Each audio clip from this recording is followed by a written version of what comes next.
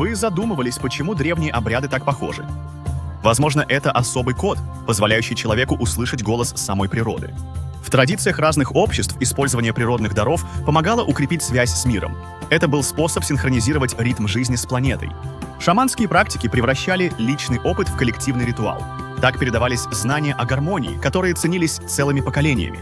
Интеграция этих знаний помогала обществу чувствовать себя единым целым. Природа переставала быть просто фоном и становилась мудрым наставником. Сегодня мы ищем утраченную связь в медитациях, но наши предки уже имели готовые ключи. Это наследие учит нас слушать мир вокруг. Какие традиции вашей культуры помогают вам обрести баланс? Напишите в комментариях и подписывайтесь на наш телеграм-канал.